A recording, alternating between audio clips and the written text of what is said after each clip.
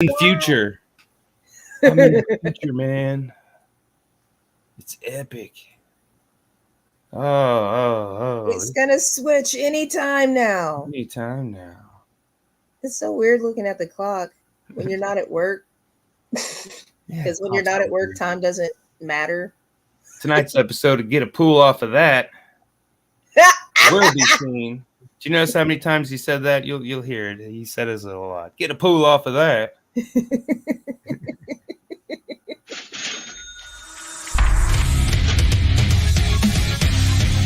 Welcome to For Music Lovers Only, a podcast where each host makes a top 5 list of their favorite songs from this week's topic. Each week is a new topic. Tune in, I dare you. Music Lovers Only. I feel like that should have a smack sound. It should go. I'll get on it. I got to do some modifications on all the intros. Got to change them up a little bit. They're really cool intros. Yeah. But what's up, everybody? For Music Lovers, I am Josh, the artist known as JRB5. We have Sontia over here, Coach Casey down here. Middle of the podcast, or the middle of the road podcast. That plug in there. I tuned in for a little bit, y'all. I mean, I caught at the awkward moment at the very beginning. You guys went out of the gate and talking about some messed up shit. Well, it was just supposed to be a joke. I watched or listened to one of the Ancestry.com things. It just made me think if you were in one of those states where, you might be related to your brother closer or your aunt closer to your or whatever, like what would you call that? And that's where I was trying to go. And TJ always, he gets aggressive. It's okay.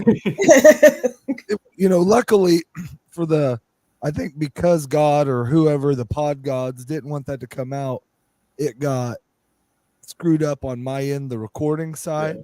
So like the first 23 minutes, it'll be the lost 23 minutes. Oh, so only those that caught it live caught it, huh? Correct. That's crazy. It's crazy. Well, you all missed it then. Check it out live. Sounds like a good time. Yep. Wednesdays, right? Tuesdays. Tuesdays. God dang it. Tuesdays at 7.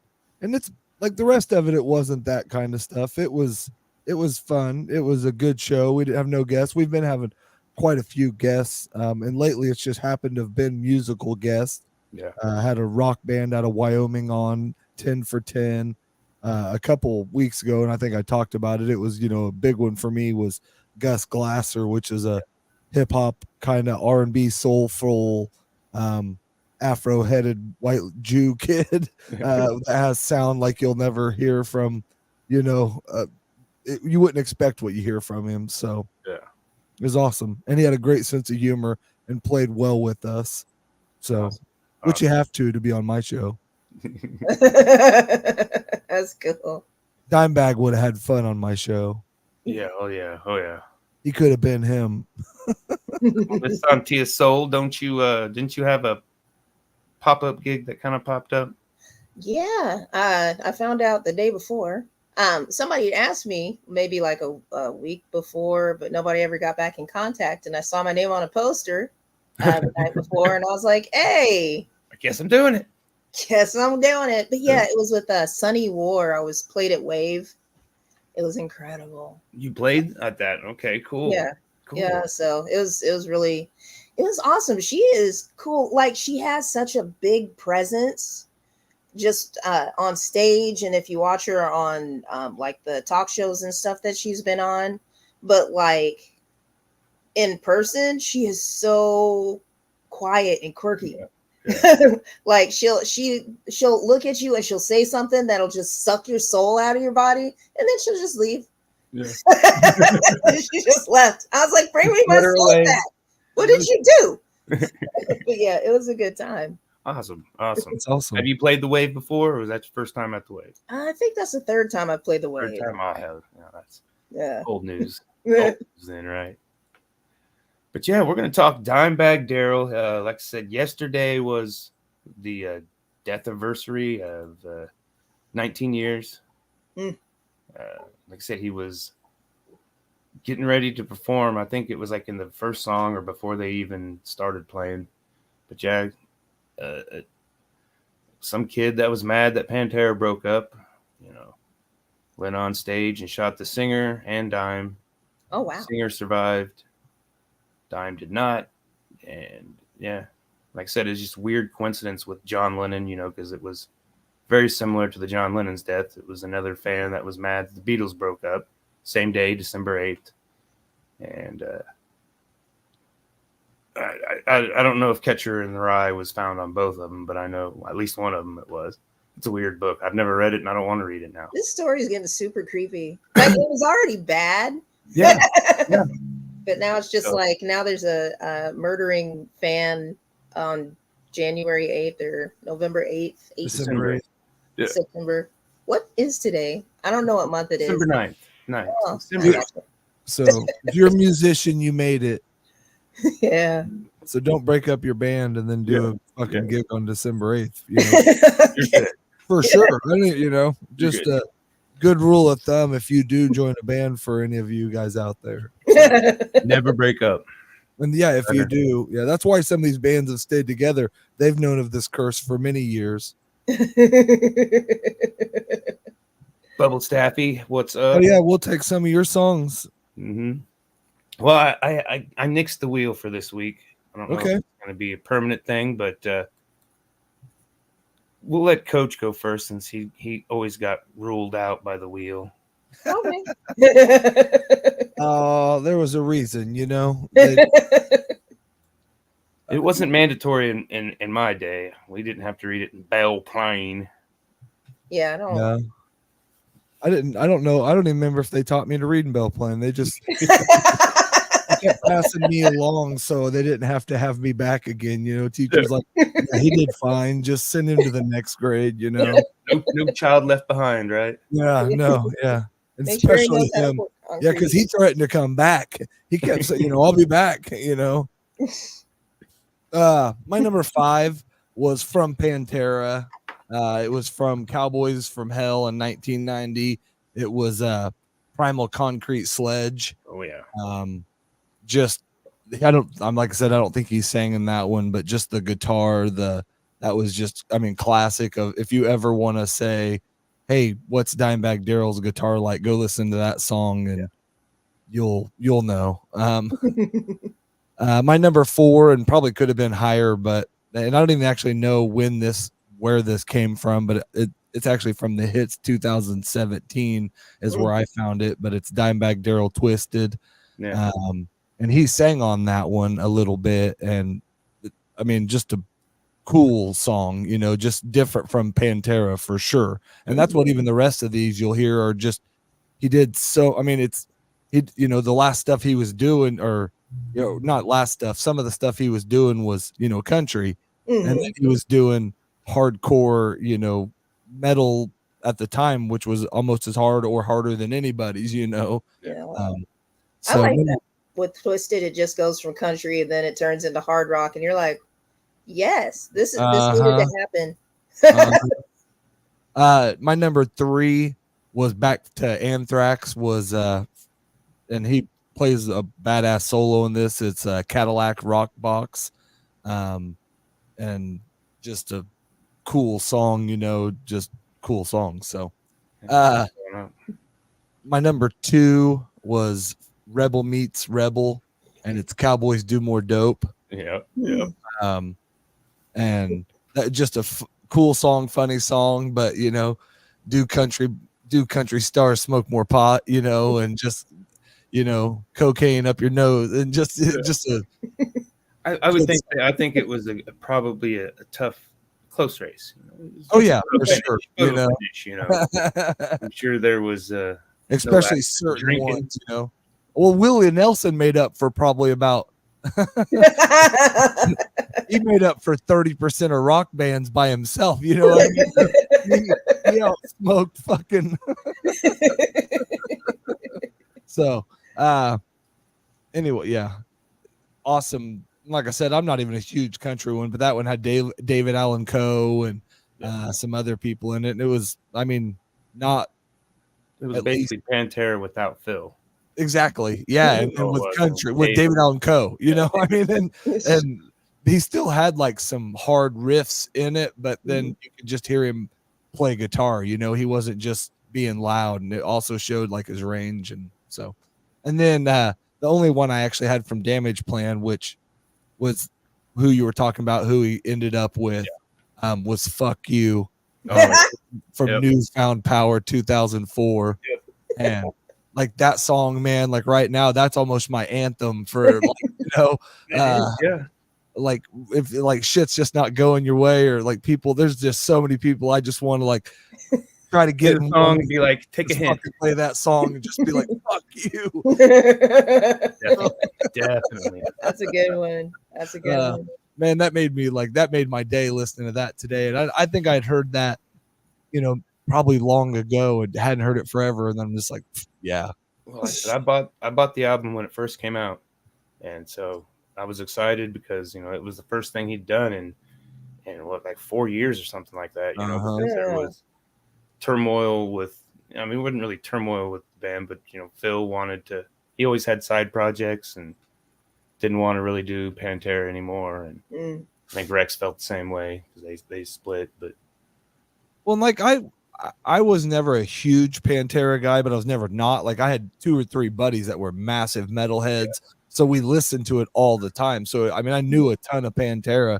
I had no ill will. It just very rarely was it something I completely listened to by myself. I mean, it was great workout music. I love doing it for like football, right before football and stuff, a game, you know, like some Pantera or, you know, Zombie, or, you know, there's a bunch of those that you maybe didn't listen to all the time. There was a certain time for them. Yeah. I remember their videos when they were coming out, and there were a lot of metal videos at the time, but like Pantera's videos would kind of scream across the room a little bit. Yeah. This really was my first deep dive into Pantera. Like you'd say, they'd just be playing and then you'd listen to them. I heard it probably way less, but I was excited from what I found. So that was your list, right? Yeah, that was it. I do have an honorable mention, but I don't want to take nobody else's songs in case I already took a couple. So I'll do it at the end. Okay. Yeah, we'll do honorable mentions at the end. How about that? All right, Miss Sontia. Oh, okay. Sweet. Yeah. I usually took the last anyhow. I like going last, and then that'll work. Save the best for last. Yeah. Well, I figure I've invited y'all here, and to make it easy, I won't steal your songs. I figure that's the least I can do. You're a good host, buddy. Yeah. Well, we appreciate it. Thank you very, very much for being a gentleman. And for putting this together and letting us come have fun with you. Right? Like Saturday evening, you get to talk about music for like 30 minutes. That's pretty cool. Episode 43. Keep on rolling. All right. So when I first started looking for something like Dimebag Darrell, I knew who he was, but I didn't know who he was. Yeah. And then, like, you sent me those videos, and I was like, "This man is plumb fool." That's what he's doing. He's just a jackass. Mind. Losing your mind everywhere. And so when I started looking up his music on YouTube, the first things that I found was his personal collection of things that he sung. And the thing about his personal collection is it's nothing like Pantera. Yeah. So this evolution from his personal stuff to Pantera was like, I don't get why everybody's hyping him up. And then I'm like, oh, that's why. I get it. That was him mellowing out. You know, he probably mellowed out a little bit. I think. A little. Well, it seemed there toward the end because his solo stuff was toward the end. It was like, it just seemed like it was stuff he was doing for fun, maybe. Yeah, that's what I would say. You could tell that he would have more songs about not necessarily regretting his lifestyle, but there were more like warnings, like I'm doing all of this, but I'm still lonely. I didn't put any of those songs on here because they were too fucking sad. I need to stop drinking and some of them, man. Yeah. I was like, dude, stop it. Yeah. So the first one was Snowblind. And I picked that one because it just, so me and the kids are in the car and I find this song because I'm just playing Dimebag Darrell and like we're screaming, we're like, we're snow blind, you know. It's like almost just like a Rocky theme song almost. Yeah. And then I thought about it for a minute and I was like, I think I understand what he's actually what this song is about. And one of the kids an was Ozzy like, cover. If it's, I think Ozzy did a song called Snowblind.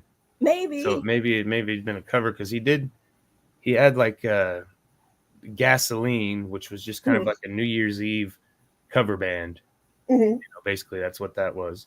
There's some footage of, you know, him doing covers. We have the foot. Do we have this footage here? We get shut down by the ye gods of streaming. We shared copyrighted material. Oh no. We won't do it. Don't do that. Don't do it. All right. The second one is Let's Go.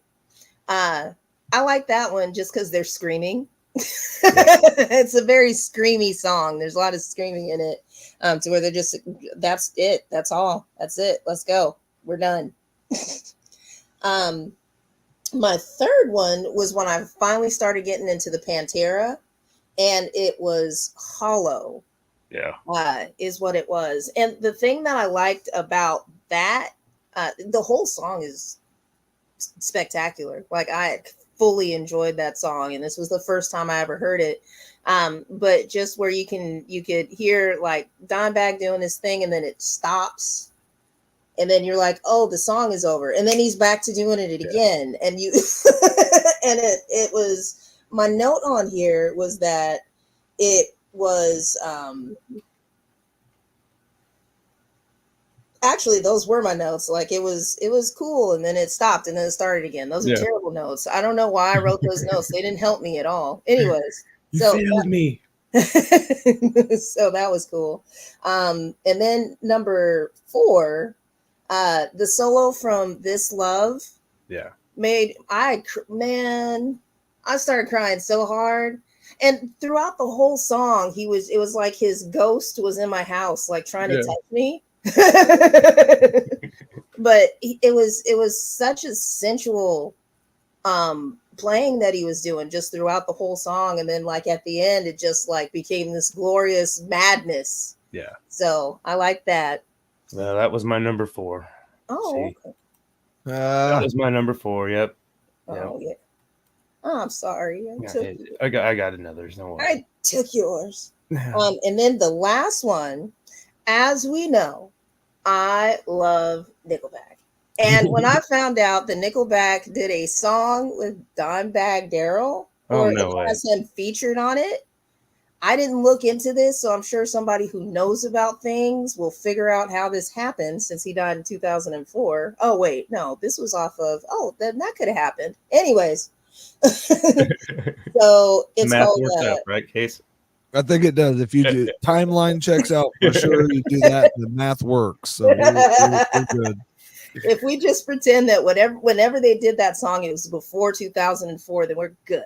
But yeah, it's Side of a Bullet, off of the album, the Nickelback album, All the Right Reasons. But that song would not have been as hard if Dimebag wasn't on it, of course, but just what he gave to it, because it was always one of the best songs in the world because it was by Nickelback. I definitely gonna do some research on that one. I would like to hear it. I had not heard that one. Definitely solving problems in real time. Yeah. That was my number 5, which is actually my number 1. Yeah, good list. Like I said, I was in the second band, Librium, when he passed away, and so like the very first year we did a tribute show at the Lizards Lounge, and we did Cowboys from Hell, and that was we're gonna go backwards since I said it. That was my number 1. Okay. Like I said, that album was not their first album, but that's all they got on Spotify. They don't go back any further. I'd love to hear the power metal stuff that they did before. And I've heard bits and pieces of it, because I think you can find it on YouTube. Yeah. But I mean, I'd like to have it on. I mean, I hate Spotify that it doesn't pay people, but it's really convenient. So I'm torn. Yeah. I'm torn. But so my number 2 is off the 2000 album, Reinventing the Steel. Yesterday Don't Mean Shit. Yeah. And I listened to that like 2 or 3 times a day. It almost was on my honorable mention. Yeah. And that just gets the blood flowing. And, I mean, with the imagery, you might think with the imagery of the band and everybody individually in the band, you might not think they're very bright people. Yeah. I mean, especially if you watch Dime lighting firecrackers off in people's butt cracks, running around, forcing drinks and stuff down their throats. That's just goofing around. This is rock and roll. that's just goofing around. We're just having 80s style fun, man. But the lyrics are kind of deep, all of them. I mean, I know that's more Phil's department, but like I said, you couldn't have Pantera without one or the other, Rex nor Vinny. But number 3 is Drag the Waters off of the 1996 album, The Great Southern Trendkill. I kind of tried to pick a song off of every album just is the way I approached it. And or just one song off of an album. And that one's just, like I said, it's pausey, down, and then, it pauses up a lot, and it's just got a good flow. And then my original number 4 was This Love, like you said, the killer solo, which, I mean, he always had the killer solos. And so we're going to go with Goddamn Electric off of the Reinventing the Steel album, I think. No. Yeah, maybe. It's off of some album. Okay. Yeah. It's Goddamn Electric. And again, it's just kind of like a bluesy metal, almost. It's really good. Number 5 is 5 Minutes Alone from the 1994 Far Beyond Driven, and it's with them, they're on, everybody's all in their grill all the time because, they're a rock band, and it's like, Josh, just give me 5 minutes alone, And I mean, at some point, I think I felt that in life, but now I've got, like 500 minutes alone, so I'm good. I got all the time. And it's good. It's good. Cheers. Honorable mention was "Fuck You" by Damage Plan off the 2004. Another honorable mention from the Rebel Meets Rebel was "Get Out of My Life." Yeah, I had from Rebel Meets Rebel, New York Streets. Yeah. And that one's kind of the same way you just said, like that blues, but then he gets some rock. I mean, that was there was 2 or 3 songs on there I really didn't care for, but there was the rest of them were actually, like I said, pretty damn good. Just the music was good. I don't even care about the lyrics sometimes. The music was so good, Well, I listened to it and I didn't like it. When it first came out, I listened to it and I was like, kind of cringe, and didn't listen to it for probably about a year. And then it may have been after he died that I gave it another listen and found some things that I liked in there. Pantera, I had Avoid the Light from Dracula 2000. Oh, nice. Man, and that was a pretty cool freaking one. That was hard, but like you said, like some of the lyrics in there, you knew they were talking about what, avoiding, just. And I had one of the coolest ones, which is, something found way after he died, I guess. It's like Dimebag's last song. Yeah. If you listen to that one. But it was real cool. It was kind of like you said, it was talking about drinking too much and just, life on the road and, just, I don't know, man. It was maybe he knew different. Maybe he knew. Yeah. Maybe he had a vision. Yeah. Or Kevin says, check out live footage. Dime playing with Typo Negative. That'd be pretty cool. Okay, hell yeah, that would be. But I don't know, what do we got next? I mean, I don't know how many more shows. Do we want to do a Christmas songs, or do we want to nix that pukery? We have to decide it on air in front of everybody. No, I mean, we got millions of people. Oh my gosh. Millions and millions. Numbers are just rolling. Well, yeah, at some point we got to do like best of the, go through maybe and pick our top 5 songs that we've done on shows this year or something, or a year wrap up or a year review type one or something. And well, we got 2 Saturdays until Christmas, so if we want to, we'll maybe do that. I also thought about like raunchy songs that are just raunchy. Let's do that one for Christmas. Yeah. There's a lot of raunchy Christmas songs. Just because Christmas has been around. Yeah. Kevin said, how about holiday tunes? I mean, it seems like we should, but there's so much pressure now. I don't want to do it because you're supposed to. Yes, you're supposed to, yeah. We kind of rebel. Anarchy. Yeah, Kevin had his punk show 2 nights ago, the 7th. How'd that go? I think it went pretty good from what I've seen. Everybody seemed to have fun. Yeah, the Haters Coalition is full an details awesome tomorrow. Kwanzaa, etc. Like yeah, we could do that Hanukkah songs. Yeah, I'm going to see. We all pick Adam Sandler the Hanukkah song. My son talked me into going to Sandler tomorrow, so. Oh man, that's gonna be so fun. Yeah, hopefully. I heard he does, and some of the guys do some political stuff every once in a while. I could avoid that, but other than that, I'd just love to see. He's a huge part of me growing up as far as comedy and movies, and hell yeah, you killed it, Kevin. Sweet, but yeah. The Haters Coalition. They're going to be our guest, or at least part of the band is going to be our guest tomorrow. Okay. Awesome. That's awesome. Mackenzie suggest favorite guitarist or drummers or vocalist. Yeah, we can do that one. That's a good. That's three topics right there. Yeah. That's 3 shows. Yeah. Well, all right. I'm hungry and tired and sore. I would love to do a drummers one, man. That would be pretty cool. Yeah. I know like one drummer. Okay. Well, the guy that's Parker.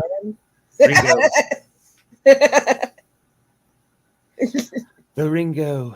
All right, guys. I'm going to get off here, feed the kid, get some food. Thank you guys for coming on. Another fun show. Thanks for tuning in, everybody. We'll see you next week. Good night. Peace, y'all.